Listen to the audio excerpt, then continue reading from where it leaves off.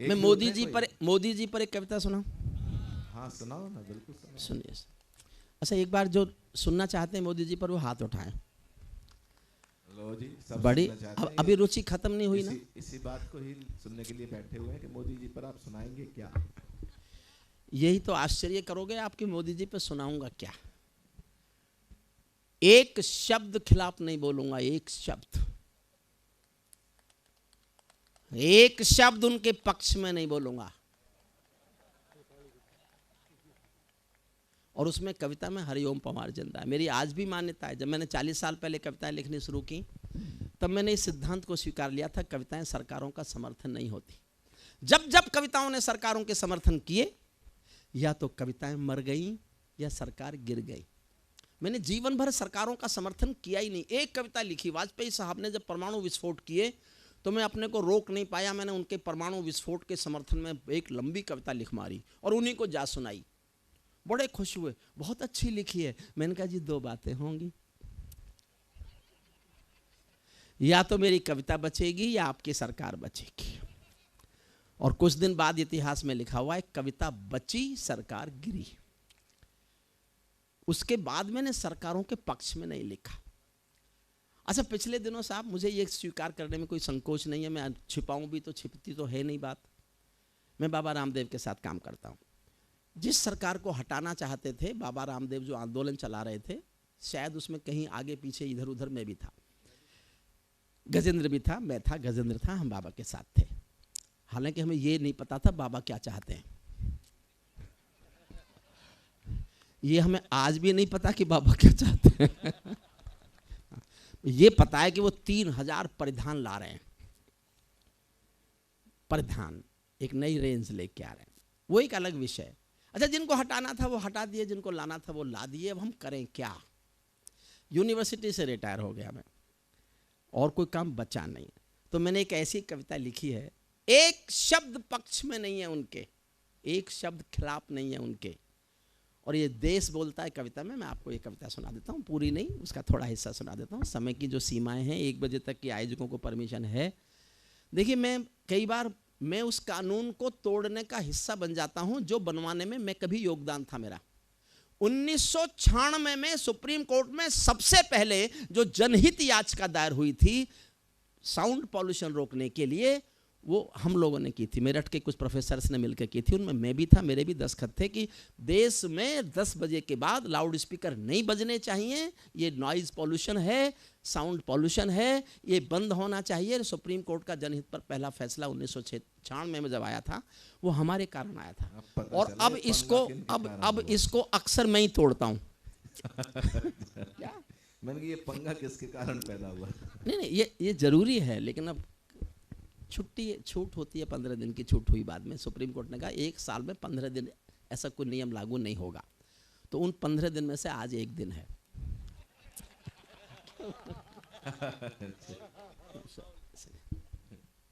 मैं सुनिए, मन से सुनिए। क्यों साहब, ठीक है ना? ये पीछे बैठे सारे हमारे आदरणीय आयोजक लोग सोच रहे हैं फंस गए, काहे को गजेंद्र से कहा होगा कि इसे बुलाओ। देखिए, मेरा गड़बड़ ये क्या साहब, जब तक मैं 4 कविताएं नहीं सुना लेता मेरा गला खुलता ही नहीं है। मैं 4-5 साल बाद आया हूं और कई संस्थाओं को मिलके, ये कई संस्थाओं का मिला जुला कार्यक्रम है ना, एक का ही है, अग्रवाल एक ही संस्था है। तो पिछले 4-5 साल से आर्थिक तंगी में थी क्या? शंकर चौक पे कविताएं सुनाते थे। 1 साल पहले आया था। अच्छा, पिछले साल नोटबंदी के कारण रहा होगा। तो फिर तो आपने मोदी सुन ली होगी, फिर क्यों सुनना चाहते हो? हाँ, कोई बात नहीं, कौन सी याद रहती है। चलिए साहब, याद भी हो तो क्या फर्क पड़ता है कि उसका जो अंतिम छंद है वो नया सा है।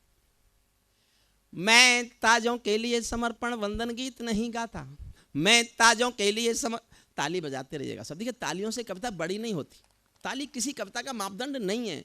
लेकिन मुश्किल ये हो गई इस देश में कि जब ताली नहीं बज रही होती है ना, तो हमारे मन में ख्याल कि मुझे कुछ भी नहीं गम था, अगर गम था तो ये गम था, मेरी कश्ती जहां डूबी वहां पानी बहुत कम था।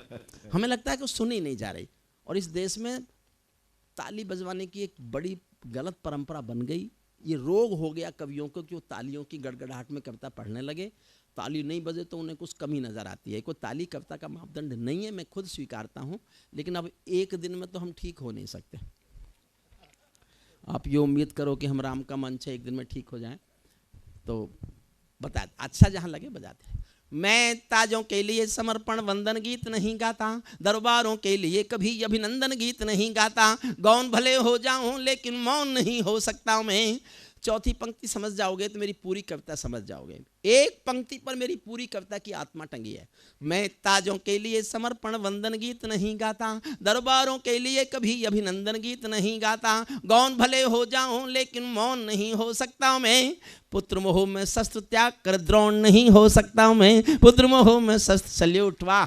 पुत्र मोह में शस्त्र त्याग कर द्रोण नहीं हो सकता मैं। कितने ही पहरे बैठा दो मेरी क्रुद्ध निगाहों पर, मैं दिल्ली से बात करूंगा भीड़ भरे चौराहों पर। मैं गाथा वाचन करता हूँ सिंहासन परिवर्तन की, अच्छे दिन आने वाले हैं नारों के आकर्षण की। कभी किसी भी प्रलोभन में मेरी कलम नहीं बिकती, कभी किसी भी प्रलोभन में मेरी कलम नहीं बिकती, और किसी भी डर के आगे दिन को रात नहीं लिखती। मैं शब्दों की क्रांति ज्वाल हूँ वर्तमान को गाऊंगा, जिस दिन मेरी आग बुझेगी मैं उस दिन मर जाऊंगा। जिस दिन मेरी आग बुझेगी मैं उस दिन, जिस दिन मेरी आग बुझेगी मैं उस दिन मर जाऊंगा। सत्ता का आकर्षण मेरी भूख नहीं, शाल दुशाला चंदन मेरी भूख नहीं, सरकारी अभिनंदन नहीं चुने मैंने, राजनीति के बंधन नहीं चुने मैंने, पद्म पुरस्कारों की चाह नहीं करता, दरबारों की मैं परवाह नहीं करता, कलम सिपाही बनकर जिंदा रहता हूँ, भूखे बच्चों से शर्मिंदा रहता हूँ, भूखे बच्चों से शर्मिंदा रहता हूँ, पगडंडी से लांग किले तक जाता हूँ, झुग्गी झोंपड़ियों के आंसू गाता हूँ, लेकिन दरबारों में कभी का शीश नहीं झुकने दूंगा, कविता का सिंहासन से संग्राम नहीं रुकने दूंगा, कविता का सिंहासन से सत्ता बदली, कविता वहीं से शुरू हुई। भारत माँ के घरों में नया बसंत दिखाई देता है। अगली पंक्ति सबको समझ में तो आएगी, अब ताली बजाओगे कि नहीं बजाओगे मैं नहीं जानता।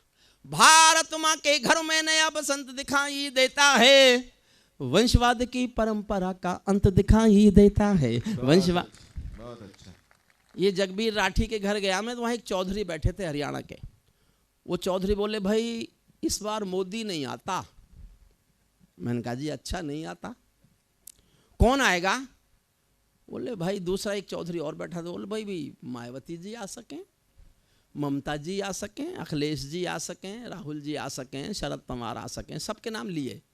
तो पहला वाला चौधरी बोला भाई जब सत्यानाश होना ही है तो फिर सपना चौधरी के बुरी है। और अच्छे, क्या बात है। भारत माँ के घर में, अच्छा आप समझते हो गजेंद्र मैं हंसा नहीं सकता? नहीं, क्यों नहीं हंसा सकता? मैं इतना हंसा सकता हूँ कि हंसी वालों के पोस्टर भी उखाड़ देता हूँ कई बार, पर समय नहीं है। क्या ऐसा क्यों हो जाता है? आप तो कुछ नहीं कर रहे, लेकिन हाँ, जी हाँ, कोई बात नहीं आता है। जी हाँ, आपके पास, मेरे पास नहीं। भारत माँ, तो इन्हों को रखो, क्यों सुन रहे थे? देखो मैं जाट हूं, मूर्ख नहीं हूं। मैं जानता हूं देश की सर्वाधिक बौद्धिक कौम अग्रवाल समाज के बीच बैठा हुआ हूं। आपने संस्कार संस्कृति का पोषण किया है, रक्षा की है। जितना इस देश में अग्रसेन समाज ने और जैन समाज ने अपनी संस्कार संस्कृति मर्यादाओं का पालन पोषण किया है, अगर हर कौम ने कर लिया होता तो हिंदुस्तान में कोई भी सांस्कृतिक प्रदूषण हुआ ही नहीं होता, हुआ ही नहीं होता, हुआ ही नहीं होता।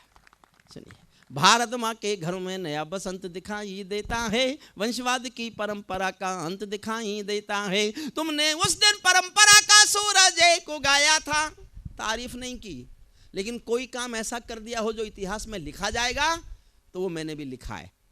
समर्थन चाहता हूं पूरे सदन का, आपको लगे कि इस काम की तारीफ तो होनी चाहिए थी। मोदी की तारीफ नहीं है, एक काम की तारीफ है। तुमने उस दिन परंपरा का सूरज को गाया था, जिस दिन तुमने संसद की चौखट पर शीश झुकाया था, जिस दिन तुमने संसद की चौखट पर शीश झुकाया था, बहुत बधाई देता हूं मैं परिवर्तन के नायक को। मैंने 20 साल कविताएं सुनाई हैं उनको, जब वो मुख्यमंत्री नहीं बने थे, उससे पहले से मेरे श्रोता हैं। लेकिन एक बात कह के जाता हूं, भगवान राम के मंच पर गजेंद्र सोलंकी आज की रात की सबसे ज्ञान की जो मेरे पास बात कहने की है, वो मैं कह के जा रहा हूं। आप जिसके साथ उठते बैठते हो और वो देखते ही देखते देश का सबसे बड़ा आदमी बन जाए, तो फिर उसके साथ आपका क्या रिश्ता है, ये तय करने का अधिकार उस पर मत छोड़ना।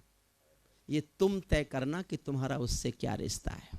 बहुत अच्छी बात है। क्या और मैं रिश्ता तय करता हूं, मैं आपसे आशीष मांगता हूं और केवल ये एहसास जीना चाहता हूं। मैं जानना चाहता हूं मुझे आप कैसे आशीष देंगे। सुनना, बहुत बधाई देता हूं मैं परिवर्तन के नायक को, बहुत बधाई दी है मैंने परिवर्तन के नायक को, लेकिन कैसे मर जाने दूंगा आंसू के गायक को। आप विजय के जननायक हो, मैं पीड़ा का गायक हूं। आप राजपथ के नायक हो, मैं जनपथ का नायक हूं। आप राजपथ के नायक हो, मैं जनपथ का नायक हूं। निर्वाचन ने सौंपा है सम्मान तुम्हारे हाथों में, लोकतंत्र की मां संसद का मान तुम्हारे हाथों में, लोकतंत्र की मां संसद का मान तुम्हारे हाथों में, संविधान के पालन का अरमान तुम्हारे हाथों में, तिलक गोखले गांधी का वरदान तुम्हारे हाथों में, अमर तिरंगे की सौंपी है शान तुम्हारे हाथों में, सौंप दिया है पूरा हिंदुस्तान तुम्हारे हाथों में, सौंप दिया है पूरा हिंदुस्तान तुम्हारे हाथों में। विजय किसी की नहीं, विजय ये परिवर्तन के यश की थी। देश एक चेंज चाहता था और देश का कुछ पता नहीं कब चाहने लगे। विजय किसी की नहीं, विजय ये परिवर्तन के यश की थी और पराजय गांधी जी के बंदर के अपयश की थी। 10 सालों तक बैसाखी से तारे टूटे मौन रहे, घोटालों पर घोटालों के अनबम फूटे मौन रहे, हर घटना दुर्घटना पर मौनी बाबा हो जाते थे, हनुमान चालीसा सीने पर रखकर सो जाते थे। जिस ईमानदार के घर में कौल दलाली पलती हो, उस दब्बू ईमानदार के पाप नहीं छिपने दूंगा, कविता का सिंहासन से संग्राम नहीं रुकने दूंगा। कविता का थोड़ी छोटी करता हूं, एक छंद सुनिए। उसमें हरिओम पंवार बोलता है, जो मूल हरिओम पंवार है, जिसको देश ने बहुत, मैं ऐसा महसूस करता हूं, ये भले ही मैं अपनी कॉपी खुद जांच रहा हूं कि देश मुझे बहुत बहुत प्यार करता है, बहुत प्यार करता है। आप भी बहुत प्यार करते हैं। जो इस हरिओम पंवार को देश प्यार करता है, वो हरिओम पंवार बोलता है, सुनना, हमने कई व्यथा भोगी हैं जनादेश नाकामी की। मैं कहने की हिम्मत कर रहा हूं, मौन मत होके सुनना, मौन होके मत सुनना। हमने कई व्यथा भोगी हैं जनादेश नाकामी की, ये परिवर्तन चढ़ ना जाए भेंट कहीं बदनामी की। जिंदा कौमें कभी झूठ की जय जयकार नहीं करती, जिंदा कौमें कभी झूठ की जय जयकार नहीं करती, भीगी पलकें सिंहासन वालों को प्यार नहीं करती, व्यापारी की पीड़ा को जो भी दरबार नहीं सुनता, उसका भाषण लाल किला भी बारंबार नहीं सुनता, उसका भाषण लाल किला भी बारंबार नहीं सुनता। इस सवाल का उत्तर क्या है, मैं किसको समझाऊं क्या, मेरी समझ नहीं आया तो जनता को बतलाऊं क्या। सत्ताधीशों के अधरों पर पहरा क्यों हो जाता है, कभी कभी सिंहासन गूंगा बहरा क्यों हो जाता है, कभी कभी सिंहासन। और मैं कहां तक जा सकता हूं कविता में, यहां तक शायद मैं ही जा सकता हूं, बस सुनना। कभी कभी सिंहासन गूंगा बहरा क्यों हो जाता है, सत्ताधीशों के अधरों पर पहरा क्यों हो जाता है। मैं चारण हूं चौराहों पर आंख लाल कर पूछूंगा, मैं चारण हूं चौराहों पर आंख लाल कर पूछूंगा, सिंहासन के गिरेबान में हाथ डाल कर पूछूंगा, जो भूखों के लिए किए हो काम बता दो मोदी जी, काले धन के गद्दारों के नाम बता दो मोदी जी, काले धन के गद्दारों के नाम बता दो मोदी जी। मेरी चीखें संसद की दीवारों से टकराएंगी, मैं जनता की मांगों की आवाज नहीं घुटने दूंगा, कविता का सिंहासन से संग्राम ने। अंतिम छंद सुनिए, जिसके लिए इस कविता को चाहा आपको। ये सौगंध तुम्हारी है मैं देश नहीं बिकने दूंगा, देश नहीं मिटने दूंगा, मैं देश नहीं झुकने दूंगा। है मेरा विश्वास कभी सौगंध नहीं तोड़ोगे तुम, है मेरा विश्वास कभी सौगंध नहीं तोड़ोगे तुम, भारत माँ की सेवा का अनुबंध नहीं छोड़ोगे तुम। ऐसा कुछ कर जाओ पूरा देश देखता रह जाए, देश नहीं भूमंडल का परिवेश देखता रह जाए, ऐसा कुछ कर। देखो साहब, सब कुछ है देश में, 10 सेकंड और दो मुझे। केवल देश में संवेदनाएं मर रही हैं। हर सरकार ने काम किया है, ऐसा नहीं है कि किसी सरकार ने काम नहीं किया होगा। हर सरकार जो कर सकती है करती है, लेकिन संवेदनाएं बचाने में हर सरकार असफल हो गई। एक छोटी सी बात सुना, छोटी सी कहानी है। एक बहुत अमीर महिला एक बहुत महंगी साड़ी पहने हुए एक बहुत बड़ी सी कार में एक साड़ी की दुकान पे आई और दुकानदार को बुलाया, कांच खोल के, कार का शीशा खोल के, और बुला के कहा मुझे एक जल्दी से सस्ती सी साड़ी दे दो, मेरी नौकरानी की बेटी की शादी होने वाली है। ये कोई खास बात नहीं है, अक्सर अमीर महिलाएं ऐसा करती होंगी। खास बात यह है कि आधे घंटे बाद एक 85 साल की बुढ़िया फटी हुई धोती पहने हुए टूटी सी रिक्शा में बैठकर उसी साड़ी की दुकान पर आई और दुकानदार से कहा मुझे इस दुकान की सबसे अच्छी साड़ी दे दो, मेरी मालकिन की बेटी की शादी होने वाली है। मरते हुए संवेदनाओं को बचाना ही संस्कृति की रक्षा है, वरना तो संस्कृति की धन दौलत से नहीं बचती, संवेदनाएं जिंदा रखने से बचती है। अंतिम छंद इस कविता का सुनाता हूं, जिसके लिए मैंने कविता लिखी, सुनना। ऐसा कुछ कर जाओ पूरा देश देखता रह जाए, देश नहीं भूमंडल का परिवेश। 12 लाइन है, ये मेरी 12 डिमांड है सरकार से, आपकी ओर से हैं, जनता की ओर से हैं, देश की जनता की ओर से हैं। ये 12 मांग कोई पूरी कर दे, कांग्रेस कर दे, भाजपा कर दे, सपा कर दे, बसपा कर दे, मैं हिमालय चला जाऊं, कविता लिखना छोड़ दूंगा। लेकिन जब तक ये 12 मांग पूरी नहीं होती, मैं चिल्लाता रहूंगा, चीखता रहूंगा। एक एक लाइन में एक एक डिमांड है। मैं जानना चाहूंगा कि आप कितना चाहते हैं कि ये मांग हमारी पूरी हो जाए। पहली मांग पढ़ता हूं। ऐसा कुछ कर जाओ पूरा देश देखता रह जाए, देश नहीं भूमंडल का परिवेश देखता रह जाए। संसद को गुंडों से दागी चेहरों से खाली कर दो।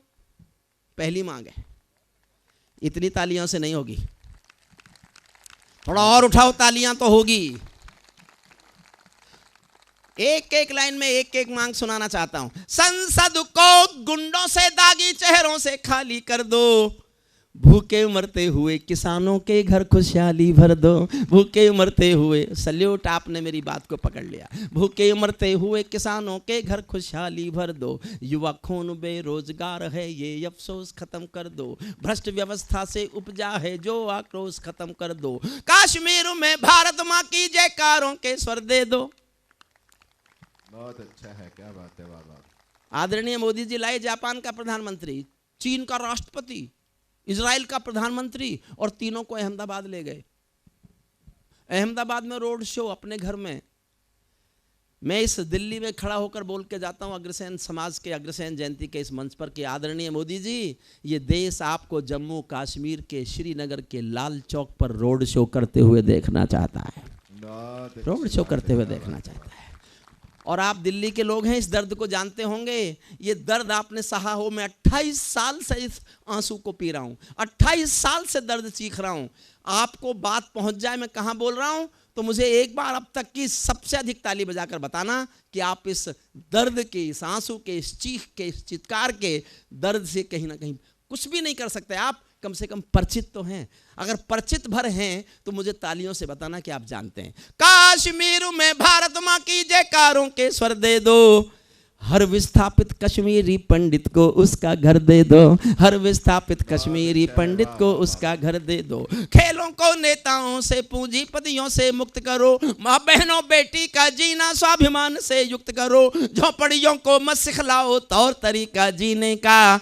उन्हें मैसर कर दो केवल अच्छा पानी पीने का। उन्हें मैसर कर दो केवल अच्छा पानी पीने का। नंगे बदन लिए फिरते हैं ख्वाहिश एक लंगोटी की। खाली पेट लिए बैठे हैं उम्मीदें 2 रोटी की। कहीं भूख से कोई बच्चा मर ना जाए, याद रहे 10 करोड़ भूखी पीढ़ी की याद तुम्हें फरियाद रहे। तुम चाहो तो भारत के घर घर को देवालय दे दो। तुम चाहो तो भारत के घर घर को देवालय दे दो। लेकिन सबसे पहले झोंपड़ियों को शौचालय दे दो। लेकिन सबसे पहले झोंपड़ियों को शौचालय दे दो। ऐसा कुछ कर जाओ पूरा देश देखता रह जाए, देश नहीं भूमंडल का परिवेश देख। अंतिम पंक्तियां सुन लीजिए और यहीं विदा करते हैं। गजेंद्र सोलंकी आएंगे, कोई आदरणीय आयोजक आएंगे आपको भी धन्यवाद देंगे, कवियों को भी धन्यवाद देंगे। देखो साहब, भारत में पक्षपात खत्म हो जाए ये तो कभी हो नहीं सकता, भ्रष्टाचार खत्म हो जाए ये भी नहीं हो सकता। बड़ी मेहनत से पाला पोसा है हमने, तो एक लाइन का पक्षपात तो मेवे से भी हो गया है, आखिरी लाइन का, और आपकी तालियां उसको मंजूर करेंगी। मेरा विश्वास है कि उस पक्षपात को, अगर ये कामना हो किसी की, ऐसा कोई मिल जाए इस कामना में का लिखा जाए तो फिर कोई गुनाह नहीं है, उस पक्षपात को आप स्वीकार कर लेना। अंतिम पंक्तियां पढ़ता हूं गजेंद्र सोलंकी को, मेरा बहुत लाडला प्यारा छोटा भाई, जिसको मैं बहुत बहुत प्यार करता हूं। ओज का, सांस्कृतिक विरासत का ऐसा एक स्वर जो दुनिया में जहां हिंदी जानी जाती है वहां भारत की संस्कृति संस्कार का ध्वज लेकर वो कविता सुनाने जाता है। मैं इसलिए नहीं जाता कि मुझे हवाई जहाज से डर लगता है, यहाँ तक कार में आ जाऊं तो मैं तो बस श्रीनगर आता हूं और बस। ठीक है, ये हमारा छोटा भाई जगबीर राठी इस समय भी किसी को मैसेज कर रहा है, नहीं कर रहा तो इस मोबाइल को बंद करके ऊपर हाथ कर, मोबाइल हटा ले, क्योंकि ताली तुझे बजानी है। बढ़िया, हरियाणवी संस्कार संस्कृति का, लोकल डायलेक्ट का एक बहुत प्यारा सा मुस्कुराहट खिलखिलाहट का मसीहा है ये। हंसते हंसते गंभीर बात कहा जाता है। देखा नहीं आपने, हंसते हंसते भगत सिंह का चित्र आपके आंखों के आगे डाल के ऐसा कर दिया जैसे साक्षात भगत सिंह खड़ा हो। ये गुण केवल हमारे गुणवीर जगबीर राठी में। अंतिम छंद सुनिएगा इसका। ऐसा कुछ कर जाओ पूरा देश देखता रह जाए, देश नहीं भूमंडल का परवेश। समर्थन करना, गंभीर पंक्तियां पढ़ने जा रहा हूं एक एक। ऐसा कुछ कर जाओ पूरा देश देखता रह जाए, देश नहीं भूमंडल का परवेश देखता रह जाए। ऐसा लगे कि सबका साथ तुम्हारे दिल की इच्छा है। अगर तुम ये सिद्ध करना चाहते हो इस देश में कि सबका साथ सबका विकास ही तुम्हारे दिल में है, तो फिर इस देश में अलवर, दादरी और कासगंज नहीं होने चाहिए, नहीं होने चाहिए सर, नहीं होने चाहिए। ऐसा लगे कि सबका साथ तुम्हारे दिल की इच्छा है, सामाजिक सद्भाव तुम्हारी सबसे कड़ी परीक्षा है, सामाजिक सद्भाव तुम्हारी सबसे कड़ी परीक्षा है। ऐसा लगे कि गुजराती बेटा गांधी का सपना है, ऐसा लगे कि गुजराती बेटा गांधी का सपना है। ऐसा लगे कि दिल्ली का सरपंच हमारा अपना है, ऐसा लगे कि 1.25 अरब की आबादी का दमखम हो, ऐसा लगे कि भारत की सब तहजीबों का संगम हो। ऐसा लगे कि देशद्रोहियों को तुमने ललकार दिया, ऐसा लगे कि देशद्रोहियों को तुमने ललकार दिया। ऐसा लगे कि भारत मां का हर दुश्मन धिक्कार दिया। ऐसा लगे कि काले धन का पूरा खेल हिल गया है, ऐसा लगे कि दिल्ली को सरदार पटेल मिल गया है, ऐसा लगे कि दिल्ली को। बहुत बहुत धन्यवाद। एक बार हाथ उठा के ताली बजा के बधाई दीजिएगा आदरणीय हरिओम परमार जी को। हमारे चैनल को अवश्य सब्सक्राइब करें और नए अपडेट्स सबसे पहले पाने के लिए इस बेल बटन को दबाना न भूलें।